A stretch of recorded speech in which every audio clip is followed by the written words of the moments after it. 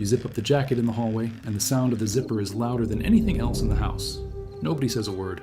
You can feel the silence behind you, the kind that carries weight, the kind that means someone is watching you leave and choosing not to say what they are thinking. Your boots hit the floor, your gloves slide on, your helmet clicks under your chin, and by the time you swing your leg over the seat and the engine turns over, you already know what they're feeling in there. You have known for years. They think you're making a mistake. They think every single time might be the last time, and you ride anyway. Most people would call that reckless, stubborn, selfish even. But there is something happening in that moment, in the space between their silence and your throttle, that psychology has a name for. Something that explains why you did not stop when your mother asked you to, or why you did not stop when your partner gave you the look, why you did not stop after the accident, after the close call, after the news about someone you knew. This is the psychology of people who ride motorcycles despite what everyone told them. And by the end of this conversation, you will understand why a theory developed by 3 researchers studying human responses to mortality explains not just why you keep riding, but why riding makes you more alive than almost anything else you do.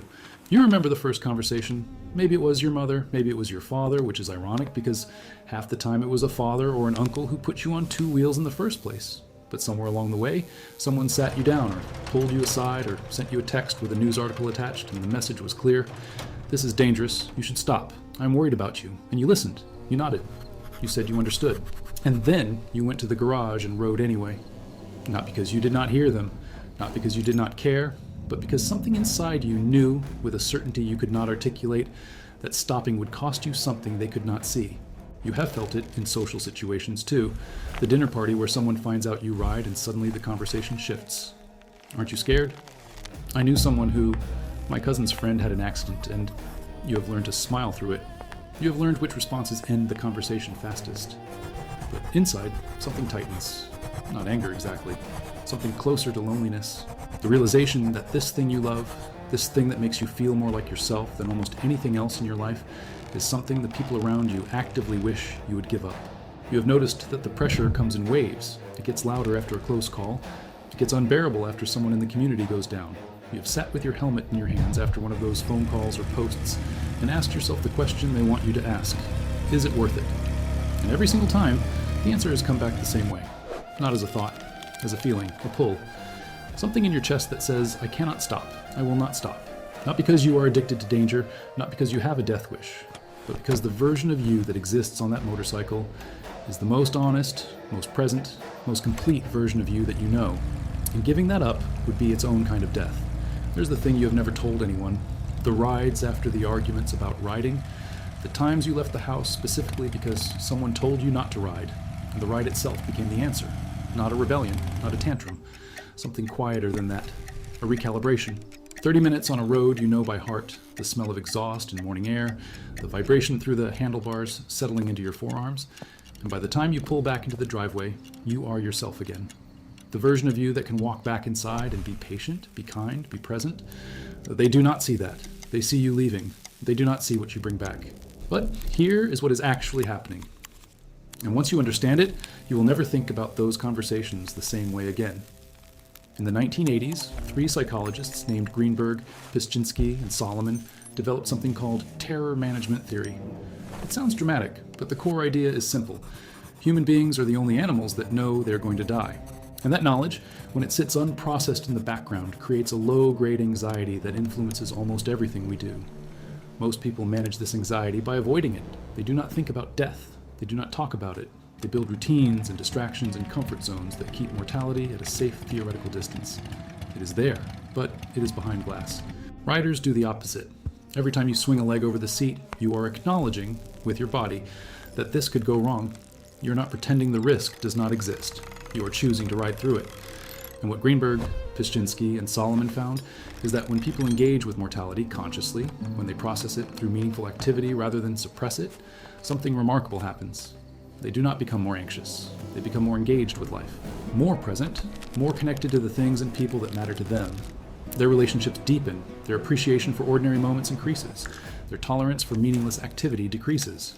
This is why you feel more alive on a motorcycle than anywhere else. It is not the speed. It is not the adrenaline. It is the fact that your brain is processing risk in real time, and that processing forces a level of presence that most people never experience in their entire lives. The danger does not diminish the experience. It concentrates it. Every color is sharper. Every smell is stronger. Every second carries more weight. You're not ignoring death. You are riding alongside it, and that proximity is what makes everything else feel so vivid. And this connects to something the people in your life do not understand about their own anxiety. When your mother worries about you, when your partner asks you to stop, they are experiencing mortality salience too, but from the outside. They are imagining the worst outcome without the mechanism that riders use to process it. You have the ride. They have the waiting. You are managing your awareness of risk through direct engagement. They are managing theirs through helplessness. Their fear is real. But so is the thing you get from riding that they cannot see. There's a second layer to this. A study conducted at UCLA measured what happens to the brain during a 20-minute motorcycle ride. They attached EEG sensors and monitored cortisol levels, heart rate, and sensory engagement. What they found was that riding reduces cortisol, the primary stress hormone, by 28% within 20 minutes. At the same time, sensory focus and alertness increased significantly. The brain was simultaneously becoming calmer and more engaged. That combination almost never occurs in everyday life. When you relax, you usually zone out. When you focus, you usually tense up. But on a motorcycle, your brain enters a state where stress drops while attention sharpens. You're calm and alert at the same time. This is what you're actually doing when you leave the house after an argument. You're not running away. You're resetting your nervous system in the most efficient way your brain knows how. 30 minutes of forced presence, cortisol dropping, sensory channels fully occupied, the prefrontal cortex quieting down so the self-critical voice stops narrating your failures. And when you come back, you're not the same person who left. You are regulated. You are present. You are capable of the patience and clarity that the argument needed in the first place. The ride did not solve the problem. It gave you back the version of yourself that can. And there is a third mechanism operating underneath all of this. Mihaly Csikszentmihalyi, the psychologist who defined the concept of flow, described it as the state where challenge and skill are perfectly matched, where self-consciousness disappears and time distorts. Musicians report it during performance. Surgeons report it during operations. Athletes report it in competition. These are people who have trained for years to access this state. Riders access it every single time they lean into a curve. The cognitive demand of motorcycling, the constant calculation of speed, lean angle, traction, traffic, and road surface creates the exact conditions for flow.